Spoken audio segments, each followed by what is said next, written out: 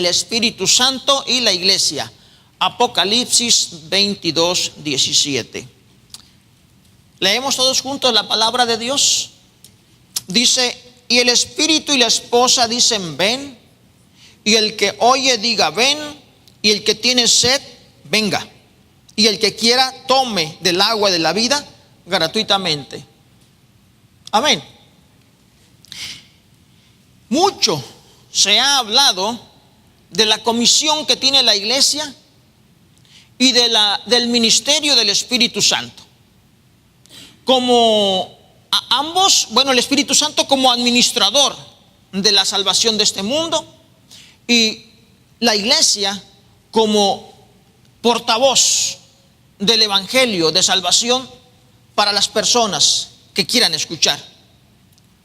Y Apocalipsis no es ajeno al cerrar su libro mencionando la importancia que tiene tanto Dios Espíritu Santo como la iglesia, portavoz del evangelio, a quien se le encomienda por parte de Cristo Jesús: predicad este evangelio, enséñenles todas las cosas.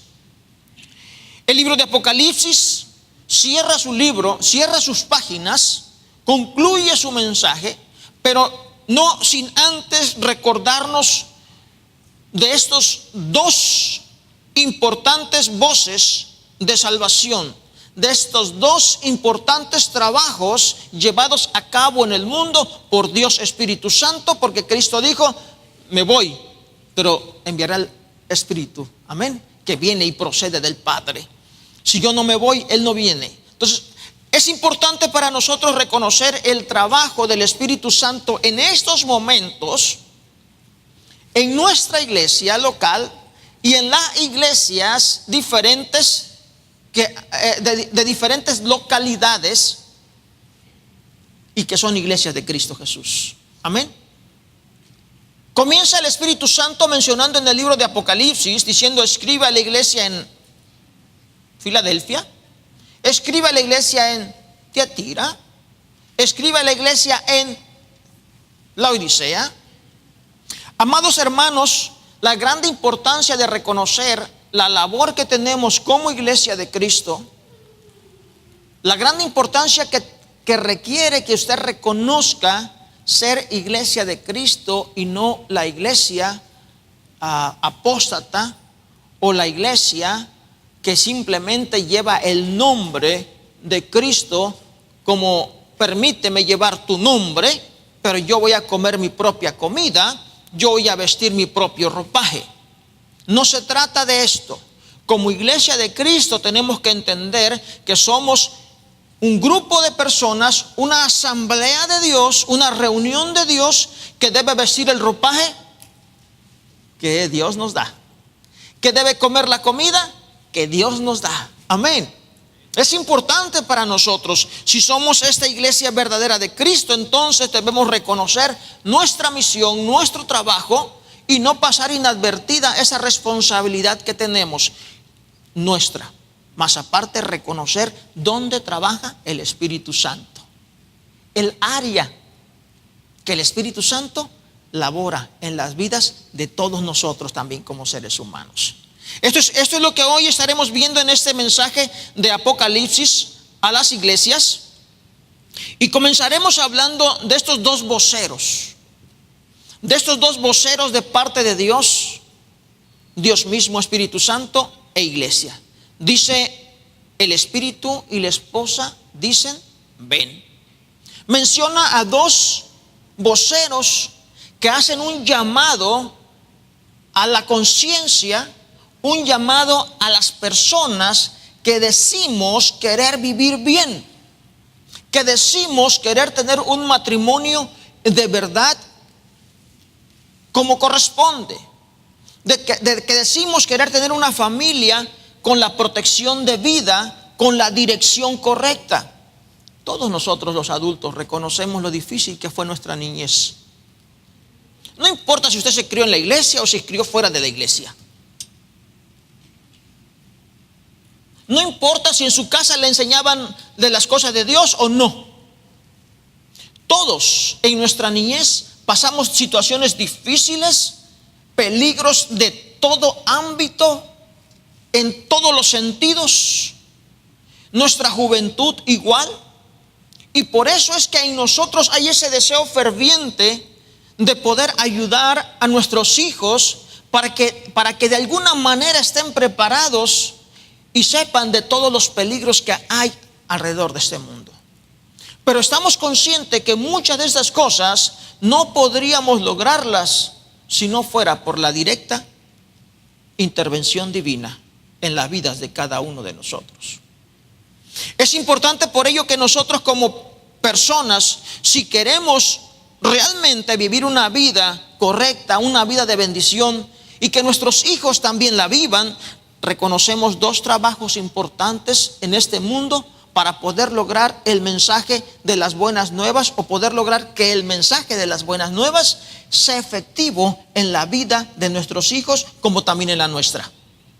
Y estamos hablando entonces primeramente del Espíritu Santo. El Evangelio llega a las personas a través de las iglesias de Cristo Jesús, es cierto,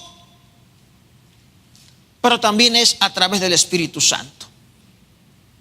Cuando hablamos nosotros del Espíritu Santo, hablamos mencionando Juan capítulo 16, versículos 8 al 9.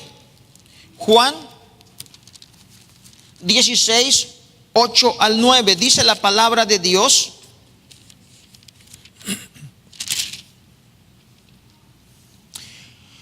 cuando Él venga, está hablando del Espíritu Santo. Déjeme leer el 7 para que lo podamos entender mejor. Pero yo os digo la verdad, no os conviene que yo me vaya. Perdón, os conviene. Mire, es el problema. Estoy un año esperando tener mis lentes y ahora que los tengo, tengo muchos problemas para poder leer correctamente. Ustedes van a perdonar, pero voy a leer de nuevo.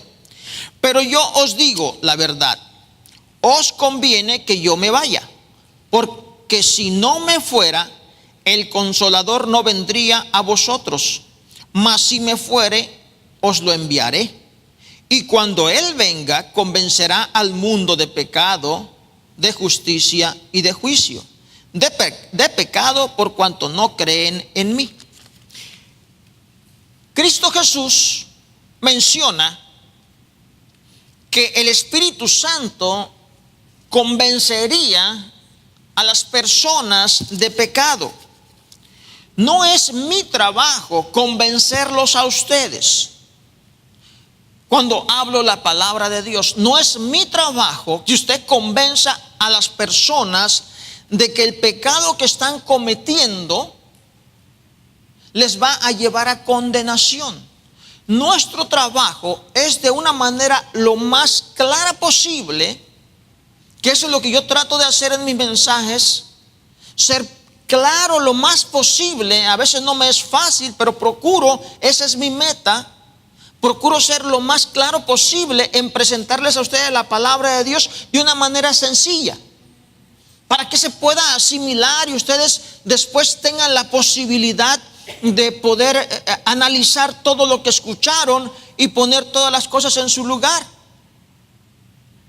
Es el trabajo de usted también con las personas. Su trabajo no es convencerlos. Hemos equivocado muchas veces nuestra posición cuando tratamos como iglesia de convencer a las personas. Y ahí estamos, duros, necios, aferrados.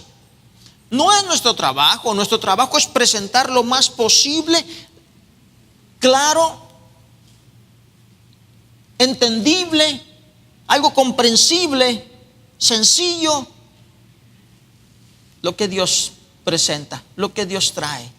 El mensaje dice, el Espíritu y la esposa dicen, amén. Hacen una invitación a venir. ¿Por qué? Porque en este trabajo, cuando nosotros como iglesia invitamos a las personas, comprendemos que el Espíritu Santo es el que hace la convicción. Amén. Dice que Él convencería al mundo de pecado. No somos nosotros. Nosotros presentamos el Evangelio de Cristo Jesús. Pero el que convence de pecado, el que te convenció de pecado, no fue el pastor, no fue tu mamá, tu amigo, no fue esa persona de que te presentó el Evangelio. No, él no te convenció. Fue el Espíritu Santo que obró en las vidas de cada uno de nosotros cuando éramos niños. Usted ha visto niños cómo vienen a las plantas del Señor y le piden a Dios que los guarde y los ayude a permanecer en sus caminos o en su camino. Jóvenes, adultos, pero no somos nosotros quien convencemos, es el Espíritu Santo. Él convencería al mundo de pecado. Amén. Y no nada más al mundo, también a nosotros, la iglesia. ¿O no? ¿No el Espíritu Santo trabaja con nosotros en la iglesia cuando nosotros tenemos problemas con Dios? ¿No el Espíritu Santo viene y redarguye nuestras vidas para que tomemos acción de arrepentimiento? Entonces es importante que nosotros reconozcamos el trabajo que el Espíritu Santo hace en mi vida y en la vida de aquellas personas a las cuales presento el Evangelio, la palabra de Dios, las buenas nuevas de salvación. Y ojalá que cada uno de nosotros tomemos interés en presentar el Evangelio lo más sencillo posible, presentar la invitación de Dios lo más sencillo posible, y no ser esa iglesia que muchas veces la gente no quiere escuchar por sus actitudes, por su forma de ser, por la manera en que nos presentamos a los demás, desde un punto de vista como lo hacían los fariseos, con un montón de reglas. No hagas, no hagas, no hagas, no hagas, no hagas, no hagas, no hagas. Esto es malo, esto es malo, esto es malo. En lugar de presentarle el Evangelio de Dios que transforma, que cambia las vidas y que va trabajando con cada persona, y cómo va la luz de Dios alumbrando nuestras vidas, y nosotros mismos vamos dándonos cuenta de que esta acción que yo estaba haciendo ayer, yo no me daba cuenta, pero qué contento estoy de haber tenido la iluminación de Dios para poder dejar de hacer esa obra. Pero hubo convicción en mi vida. Amén. Hubo convicción en mi vida. Y acuérdese, usted no le puede decir a su bebito: no se ensucie la boca tan feo, cochino, cuando apenas está aprendiendo a comer. Amén. Use la cuchara. Pues ellos prefieren algunos las manos, otros sí quieren la cuchara. Pero ese entrenamiento es lo que va haciendo el Espíritu Santo en la vida de cada uno de nosotros. Conforme vamos creciendo, el Espíritu Santo va obrando en nosotros, y entonces sí, cuando ya estamos grandes y agarramos la cuchara como sea, pues sí nos puede decir alguien: hey, así no se agarra la cuchara. El cuchillo así no se utiliza para cortar la carne. El tenedor se ocupa de esta manera. Pero a un bebito, amén, lo que nos interesa es que se alimente. Amén. El Espíritu Santo también sabe que hará muchos cambios en nuestra vida, pero Él lleva el debido la debida enseñanza en la vida de cada uno de nosotros. Y a veces nosotros queremos que nuestro bebé espiritual ya corra, ya tenga estos cambios, ya haga estas cosas. No, Dios estará trabajando en ellos. Mi trabajo es seguir enseñándoles todas las cosas que vendrán, pero cada uno tomará conciencia de sus propios actos en su momento debido. Amén, hermanos. El Espíritu Santo y nosotros como iglesia trabajamos juntos. La metáfora de la esposa que es usada en la Biblia representa el compromiso y representa la fidelidad.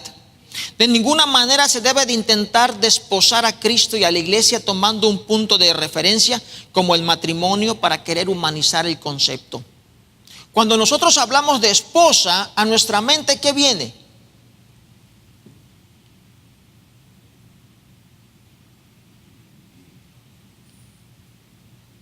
Pues claro, las mujeres, las damas. Amén. En un matrimonio hay una esposa y un esposo. No es como se pretende hoy hacer un matrimonio de acuerdo a la mentalidad de Dios entre un hombre y un hombre y una mujer y una mujer. Cuando hay un matrimonio en la mente de Dios es un hombre y una mujer. Se habla de un esposo, se habla de una esposa. La Biblia menciona la palabra esposo haciendo una referencia a él mismo y cuando menciona esposa, ¿hace una referencia a una persona? No, hace referencia a un pueblo. Amén. Para comenzar, es un pueblo. Y cuando nosotros vemos la palabra esposa de Cristo, cuando nosotros vemos la palabra esposo, tenemos que tener cuidado en dónde nuestra mente va a parar. Desde el Antiguo Testamento, Jehová tomó este ejemplo comprensible a nuestra mente para demostrar la falta de respeto e infidelidad de su pueblo Israel. Y en su momento en que hubo la separación de los pueblos, a Judá también la incluyó. En esta irresponsabilidad, sin embargo, también hace hincapié a él como esposo, mostrándolo como un esposo paciente, amoroso, misericordioso, que perdonaba. Aún inclusive, como hemos estado estudiando, perdonaba la infidelidad de su pueblo. ¿Cuál era la idea de Dios? Que nosotros tuviéramos un pensamiento como lo tuvieron los griegos. Por favor, esa mente ni siquiera se le vaya a ocurrir. Sin embargo, es lo que mucho ocurre hoy en nuestros tiempos cuando nosotros mencionamos la esposa de Cristo. Cuando mencionamos que Cristo es el esposo. Dios nunca tuvo la intención de que nosotros humanizáramos este concepto, esta metáfora, esta parábola que Dios utiliza. Este ejemplo que Dios utiliza es solamente un ejemplo que Dios da para que nosotros pudiéramos comprender.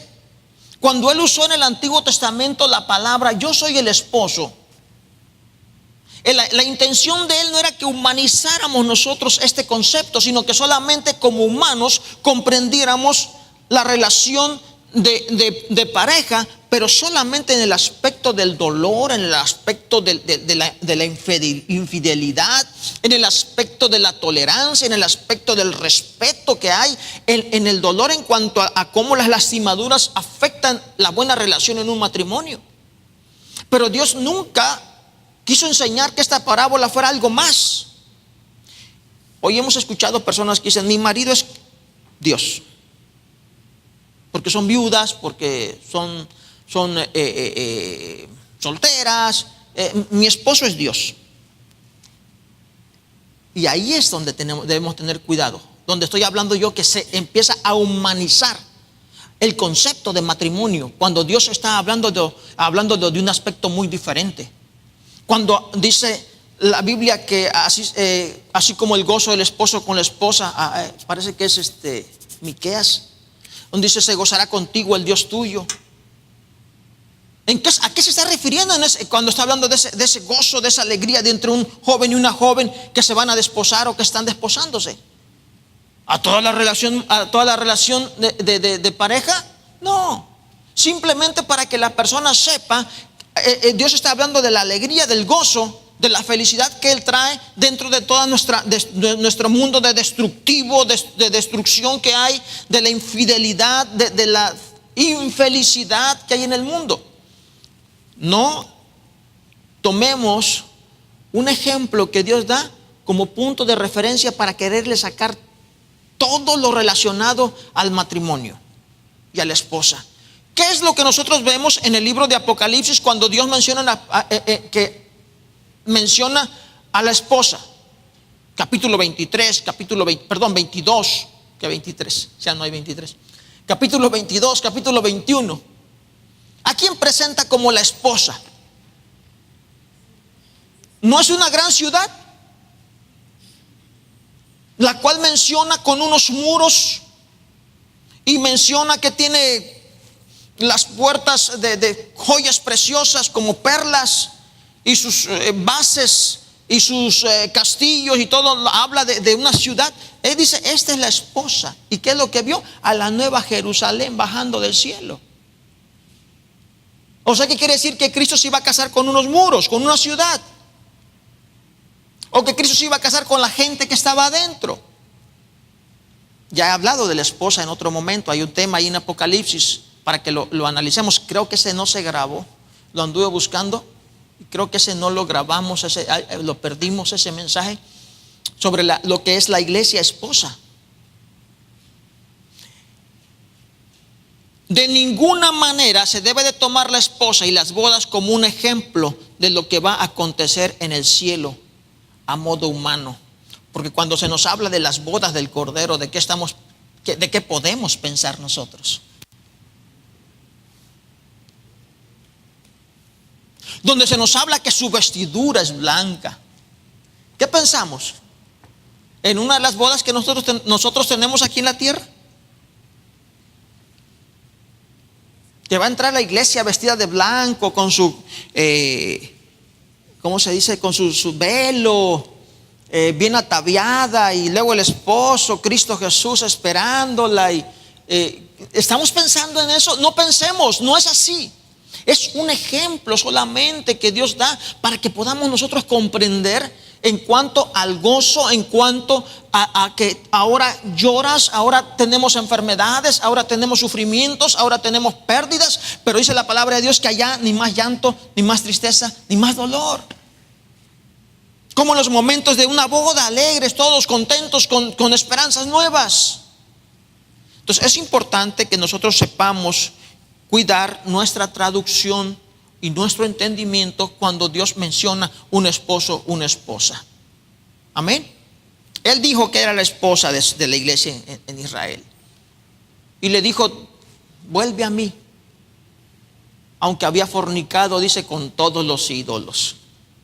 En otras palabras, le había sido infiel a Dios. Sin embargo, Dios muestra su amor de una manera tan grande y trata de hacernos entender a nosotros cosas que no podemos entender, cosas imposibles de explicar para nuestra mente.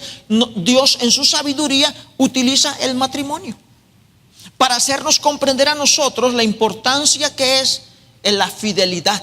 Amén. ¿O qué tan importante es para usted la fidelidad en su matrimonio? ¿Qué tan importante es para usted la infidelidad en el matrimonio?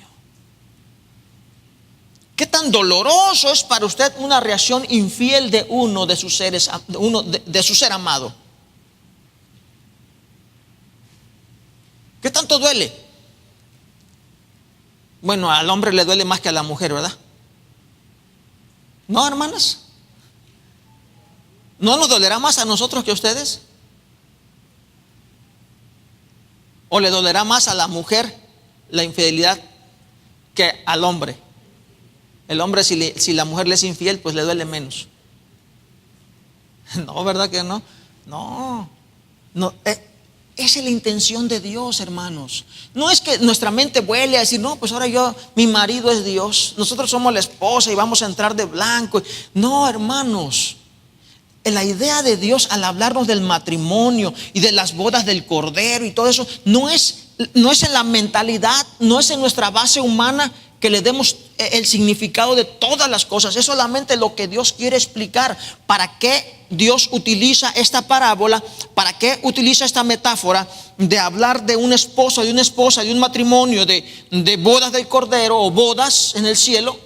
¿Con qué intención lo ocupa? Solamente debe utilizarse en ese contexto en que Dios está utilizando esta enseñanza para nuestra vida. Y el contexto en que lo utiliza, vuelvo a repetirlo, es en la fidelidad. No habla de fidelidad el libro de Apocalipsis, ese es su tema. No habla de que Dios está al cuidado de su pueblo, de sus hijos. No habla de que acaso Dios tiene cuidado de cuando habla, arrepiéntete, le dice a la iglesia. Arrepiéntete, porque si no te arrepientes, vendré pronto, dice, y haré esto y esto y esto y otro. Pero si te arrepientes, o sea, habla de cómo Dios, en ese amor tan grande que tiene para su pueblo, aún está dispuesto a recogerlo de la basura otra vez, a recogerlo de la mugre otra vez, limpiarlo de nuevo y volverlo a tomar en sus manos y dirigirlo por el camino correcto. Pero no debe ir nuestra mente más allá, ni nuestra interpretación de hablar de iglesia y de esposa y de bodas en nuestros términos humanos. Y digo esto por varias cosas. Una ya se las mencioné. La otra, por ejemplo, estaba yo leyendo un directorio franciscano de la rama católica. Dice: instrucción sobre la clausura de las monjas, día 3, mes 5 de 1999, Congregación para los Institutos de Vida Consagrada y la Sociedad de Vida Apostólica. Dice lo siguiente: por medio de la clausura, las monjas llevan a cabo el éxodo del mundo para encontrar a Dios en la soledad del desierto claustral. Está hablando de quedarse, enclaustradas, ¿verdad? En un lugar, separadas totalmente de todo ruido, de todas cosas de fuera. Dice que comprende también la soledad interior, las pruebas del espíritu y las dificultades cotidianas de la vida común. Y da una cita bíblica, Efesios 4, versículos 15 al 16. Compartiendo de modo responsable la soledad de Jesús en el Getsemaní. Compartiendo de modo esponsal la soledad de Jesús en el Getsemaní y su sufrimiento redentor en la cruz. Gálatas 6:14. Cuando habla compartiendo de modo esponsal, lo que están tratando de decir o diciendo es compartiendo de modo matrimonial o como esposas. A eso se refiere con la palabra esponsal. Así como Jesús, en otras palabras, sufrió en el Getsemaní su sufrimiento, su soledad, también las monjas en este caso se enclaustran para sufrir también compartir como matrimonio que comparte la misma situación, ¿verdad? Ser fiel en cualquier tipo de momento del matrimonio, compartir lo mismo. Además, las monjas, por su misma naturaleza femenina, y aquí está la situación. Yo no critico, ya saben, mis respetos para todas las religiones, y no critico monjas, ni padres, ni a nadie, pero a lo que yo voy es a cómo se interpreta cuando la Biblia habla de esposa, de esposo, y cómo nosotros tomamos interpretaciones incorrectas. Cuando se dice, además las monjas, por su misma naturaleza femenina, manifiestan más eficazmente el misterio de la iglesia, esposa inmaculada del Cordero Inmaculado. O sea, ya se está tomando a la mujer, por ser femenina, tomar un papel más no correcto, pero dice, no quiero sacarlo de contexto lo que ellos están diciendo. Además, las monjas por su misma naturaleza femenina manifiestan más eficazmente el misterio de la iglesia, esposa inmaculada del Cordero Inmaculado, reconociéndose a sí mismas de manera singular en la dimensión esponsal, otra vez matrimonial, de la vocación íntegramente contemplativa. En otras palabras, por ser más femeninas, por ser mujeres, pueden manifestar más eficazmente el misterio de la iglesia. Esposa, esposo. ¿Me explico a dónde empiezan a ir las ideas? Y aún algunos de ellos, no todos, pero algunos de ellos, gran parte de ellos, van más lejos, porque cuando una monja decide ya sus votos de ser la esposa de Cristo, se viste de blanco, con velo, le dan un anillo de matrimonio, porque está casándose directamente con Cristo. ¿Me explico en esto, hermanos? Cuando empezamos a poner las cosas de Dios, lo que Dios trata de enseñarnos, nosotros lo queremos agarrar todo y querer comparar todo, y hacemos nuestras propias ceremonias y actos religiosos de una manera inadecuada, incorrecta. Y Dios no quiere de ninguna manera que usted se vaya a decir, yo soy la esposa de Cristo. Y más nosotras las mujeres, que porque somos femeninas, somos la esposa. Y entonces, ¿dónde quedamos nosotros los hombres? No va a faltar ahí la nueva mentalidad echada a perder y retorcida, donde diga, pues ahí está, Dios es hombre y también tú eres hombre, ¿no? Y no te casas con Dios, porque nunca Dios tuvo la intención de que nosotros tuviéramos esa mentalidad. La intención de Él solamente de tomar el matrimonio solamente es con la finalidad de que entendamos la fuerte relación, el fuerte lazo que hay en un matrimonio y cómo Dios, que es el que instituyó el matrimonio, quiere también hacernos entender que Él es fiel, aunque nosotros seamos infieles. Y aunque nosotros seamos infieles, dice la palabra de Dios, Él permanece fiel y Él siempre está con sus brazos extendidos, procurando que ninguno se pierda, sino que todos procedan al arrepentimiento. Así que, hermanos, déjenme continuar más adelante con el tema. Tal vez sea este punto para un tema solito, pero en esta ocasión solamente le traía a usted este pensamiento para que usted pueda, cuando lea la Biblia, entender de una manera, en el contexto correcto, cómo Dios habla de esposo y esposa y de bodas del Cordero. Amén.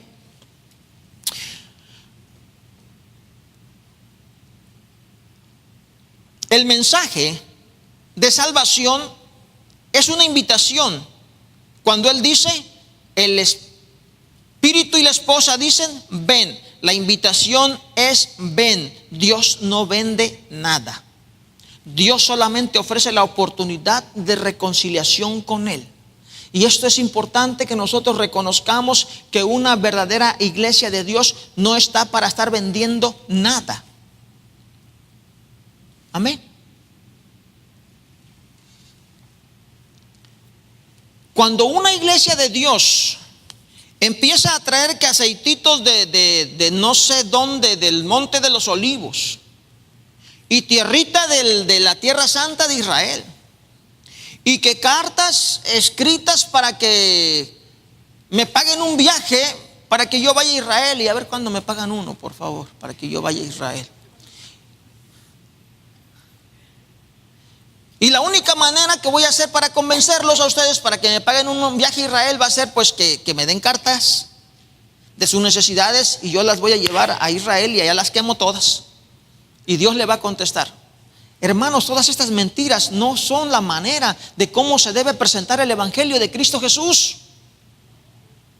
Y cuando la gente escucha este tipo de mensajes, debe entender que esto no es de Dios y por lo tanto no se debe de escuchar.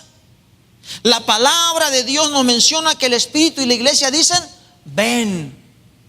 Y menciona que todo es gratuito, que todo, la salvación, todo lo que Dios y el Espíritu Santo y la iglesia hacen, no tiene valor, costo alguno financiero para que las personas tengan que actuar de esa manera para recibirlo.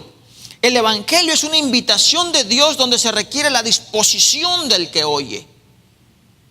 Se requiere solamente que tengas deseos de cambiar tu vida, deseos de comprender que en Dios puede haber la respuesta de aquellas cosas que tú todavía no entiendes. La reacción a la invitación es que la persona que oye diga, ven.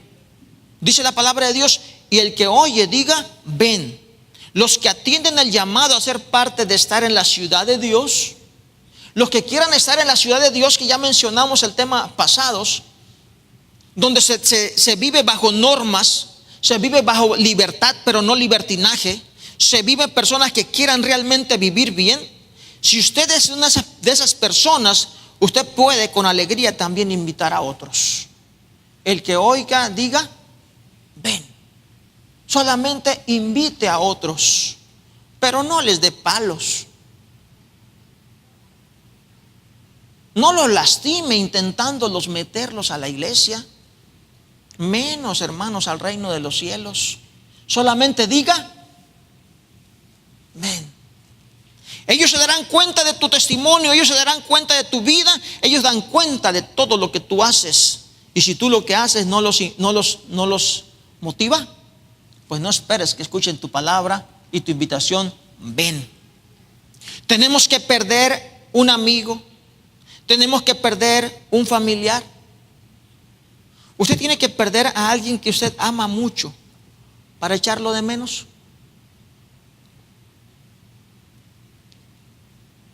¿Usted espera eso? ¿Espera perder a uno de sus hijos para saber cuánto se ama a sus hijos?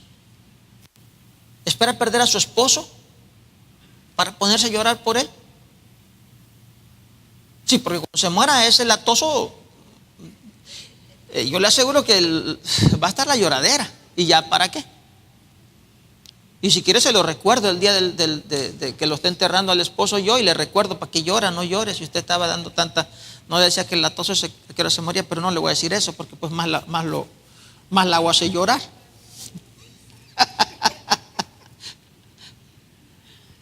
Y también usted esposo, la latosa de la mujer que ya lo hartó. ¿Esperamos perder a ese ser querido para echarlo de menos? Pregunto esto porque tenemos que perder la oportunidad de una vida eterna en Dios para valorarla. ¿Va a esperar alguna persona? Pues yo allá voy a ver si hay cielo y hay infierno. Yo ahorita mientras tanto vivo como quiero. ¿Perderás la oportunidad solamente por un capricho? ¿Perderás la oportunidad de vivir en la ciudad de Dios solamente por un capricho? Mateo capítulo 22, verso 11 al 14, nos recuerda algo importante para cada uno de nosotros y sobre todo para aquellas personas. Lo tienen ahí, dice: y entró el rey para ver a los convidados y vio ahí a un hombre que no estaba vestido de boda. Y le dijo: amigo, ¿cómo entraste aquí sin estar vestido de boda? Mas él enmudeció. Entonces el rey dijo a los que servían: atadle de pies y manos y echadle en las tinieblas de afuera. Allí será el lloro y el crujir de dientes. ¿Cuál es el mensaje de Dios aquí en estas bodas? Que uno para unas bodas se prepara, ¿no?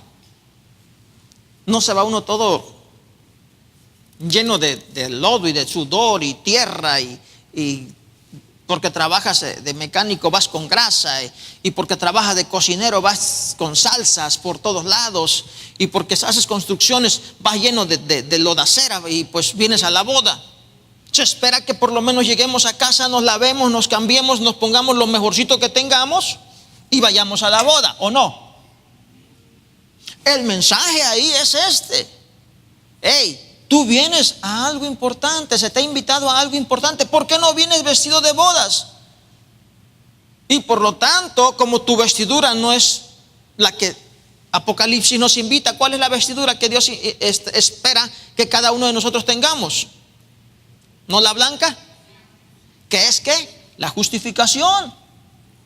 Amén. Que seamos justificados en Cristo Jesús.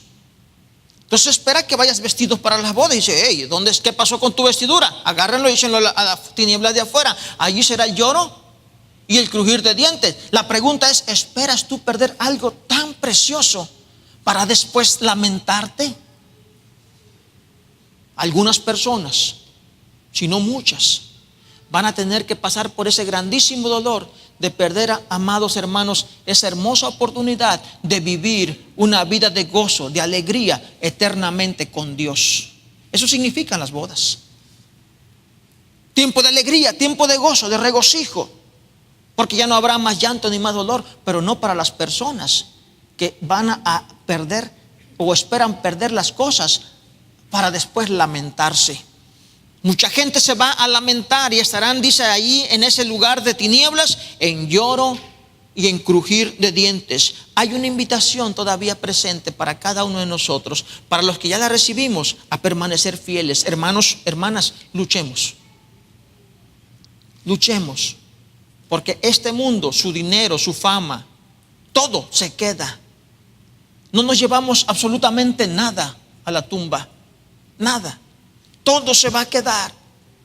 Pero mis amados hermanos, hay algo que sí nos llevaremos. Dice la palabra de Dios: esas buenas obras.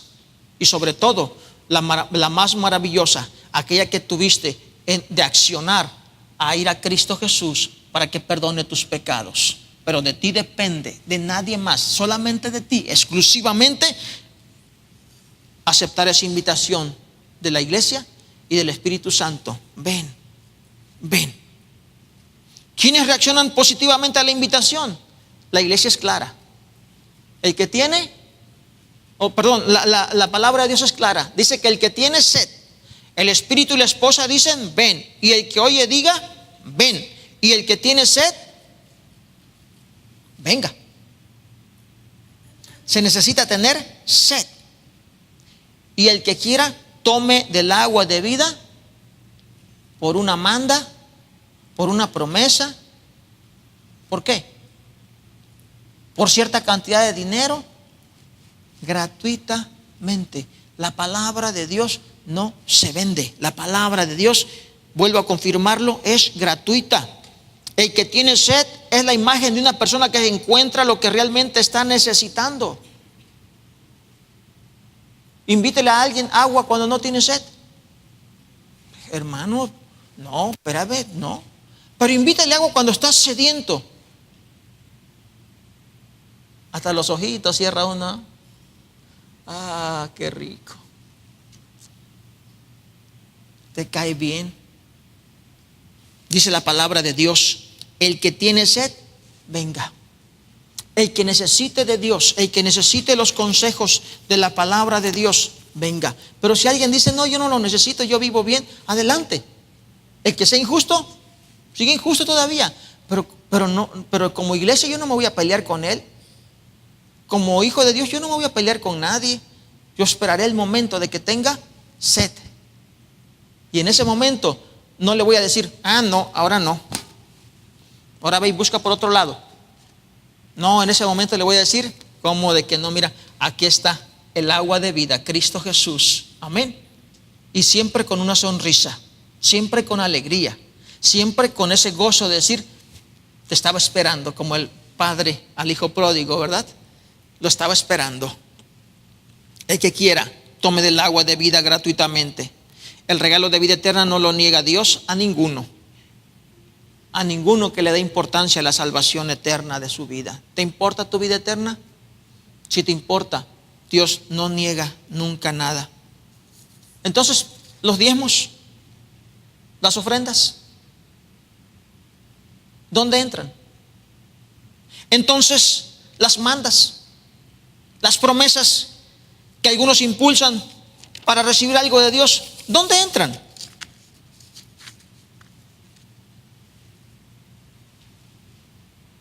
¿De dónde nosotros tomamos diezmos, ofrendas? ¿De dónde? ¿Por qué? Si no son para salvación. Dios nunca ha necesitado de ninguna ofrenda para responder a tu necesidad. Y esto debe de quedar clarísimo en la mente de toda persona, de todo individuo. Dios nunca ha necesitado una ofrenda para responder a la necesidad de la persona. Nunca. Dios siempre ha actuado de una manera espontánea a aquellos que vienen a Él. ¿De dónde pues nosotros tenemos ofrendas, diezmos? La palabra de Dios nos enseña que cada una de estas cosas para nosotros son solamente acciones de agradecimiento por lo que Dios ha hecho en nuestras vidas, por el sustento, por todo lo que Dios nos ha dado, pero nunca son para que nosotros podamos obtener de Dios algo. Estas deben ser espontáneas, estas deben de ser de nuestro corazón de agradecimiento para con Dios y porque también el ministerio lo necesita para poder vivir. Pero ¿dónde ha sido el problema? Ha sido el problema de que algunos de estos ministerios abusan de los bienes materiales y no se conforman con tener un carro, una casa o una ropa o algo que aunque viejito, pero ahí lo tienen. No, siempre quieren tener el último modelo. Algunos hasta aviones, aeroplanos para poder, según ellos, hacer la obra. Y una cantidad inmensa de casas y de bienes materiales. Entonces utilizan o hacen mal uso de las cosas que Dios está poniendo en su palabra como una espontaneidad de las personas. Pero nunca Dios ha puesto de por medio el que si tú das, entonces yo te voy a a bendecir. Y que si tú haces esto, entonces vas a tener esto. No, hermanos. Cuando nosotros diezmamos, cuando nosotros ofrendamos, no estamos dando para que Dios nos dé más. Nosotros estamos dando de lo que Dios ya nos ha dado. Nosotros estamos trayendo algo de lo que Dios ya nos dio, y de ahí estamos sacando un poco para traerlo al Señor y decirle: Señor, solamente lo traigo como agradecimiento. Gracias por lo que ya me diste de bendiciones. Porque mañana, mis amados hermanos, Dios sabe que nos da de comer. Dios sabe que necesitamos el pan de cada día. Dios sabe que necesitamos la salud. Dios sabe que necesitamos el trabajo. Y Dios nos bendecirá mañana. Pero ese no es asunto de que yo le voy a torcer las manos a Dios: Señor, aquí traigo para que mañana me des más. No. Dios no necesita de eso, porque Él nos los da gratuitamente. Amén. Así que si yo saco un diezmo, yo saco una ofrenda, es porque Dios ya me bendijo. Y yo en mi razonamiento puedo ver las bendiciones de Dios, y en mi razonamiento de gente puedo entender que debo ser agradecido. Y entonces es cuando yo voluntariamente tomo. Pero cuando ya se le está a usted exigiendo, porque si usted usted no está en la lista de los que diezman, entonces usted se pone en la lista negra. No en la negra, nomás en la café. O en la grisecita, ¿verdad? Sí, con una lista grisecita nada más. Si usted tiene un gran trabajo y nada más veo ahí tantos de dinero de ofrenda, no, hombre, tan pichicato el hermano, tanto que gana, y mira la ofrendita. Y ya lo ponen en otra lista, entonces estamos mal. Amén, hermanos. Algo está mal. ¿Algo? No. Es grande lo que está mal en esa iglesia. Algo no está correcto. Porque Dios nunca trabaja de esta manera. Cuando Dios le prometió, cuando Dios habló y trató con el pueblo de Israel para exigirle los diezmos y las ofrendas, lo hizo por una razón. La razón era quitarles lo materialista, pero ni así funcionó con el pueblo duro. La razón era: esta tierra que ustedes entraron no es suya, esta tierra es mía. Amén. Porque ustedes eran esclavos. Esta tierra yo se las di. Por lo tanto, esta tierra es mía. Así que este es el alquiler. En otras palabras, van a pagar esto, van a traer esto. Cuando cosechen van a sacarlo primero. Y fue por una razón. Y la razón era hacer entender esos corazones duros que cuando tuvieran riquezas, las riquezas no eran para hacer daño a los demás, cosa que sí hicieron. La abundancia no era para que se apartaran de Dios, cosa que sí lo hicieron también. Aún, en otras palabras, poniéndole Dios cerca, señas, mojoneras, como le querramos llamar, aún así ellos se salieron de los límites y empezaron a dar ofrendas y empezaron a dar tributos y a poner incienso a dioses que no eran Dios. ¿Qué hará usted? Amén. ¿Qué vamos a hacer? La palabra de Dios dice: seamos fieles, porque Él siempre permanece fiel. Nuestra infidelidad nunca va a motivar a Dios a ser infiel. Él seguirá siendo responsable de nuestras vidas. Amén, hermanos. Él sigue siendo responsable de todo lo que Él ha prometido hacer. Así que vamos a orar a Dios siempre, confiando de que nuestros hijos, de que la iglesia, todos nosotros vamos a caminar siempre guiados por el poder, la guianza del Espíritu Santo. Amén. Y que el Evangelio llega a las personas a través del Espíritu Santo, que se encarga de redarguir el pecado, las faltas, todo lo del ser humano y aún la nuestra. Así que hablemos la palabra de Dios con el poder del Evangelio, que es con misericordia. Amén. Con humildad, sabiendo que nuestra invitación es: ven. Dios bendiga a cada uno de ustedes, hermanos, que haga oídos atentos al mensaje de Dios. Vaya y predique el Evangelio. Vaya, háblele a los perdidos de Cristo Jesús. Hábleles de la salvación. Ese es nuestro trabajo como iglesia. El Espíritu Santo seguirá trabajando en cada persona, en esas personas que no le conocen. Oramos por ellos en estos momentos. Ore por esa persona a la cual usted le ha dicho, ven.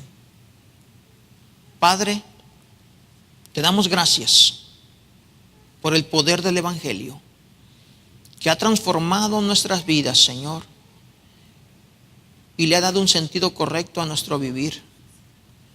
Muchos de nosotros, Señor, reconocemos el temperamento, las emociones, por ende nuestras reacciones ante la situación de este mundo, ante el pecado, ante el desorden, ante cualquier peligro a nuestras vidas. Padre, gracias, porque podemos reconocer que tú has moldeado nuestro carácter, tú has moldeado nuestras vidas, Señor. Muchas gentes, Señor, con pensamientos bastante agresivos, pensamientos, Señor, totalmente fuera de orden como para poder vivir en una comunidad. Tú los has cambiado, tú los has transformado, les has ayudado, Señor, a llevar una nueva vida en Cristo Jesús. Padre, por ello hoy pedimos por cada persona a la cual el Espíritu Santo, Señor, ha estado trabajando en su vida, para que venga y escuche este evangelio de paz entre ellos y Dios.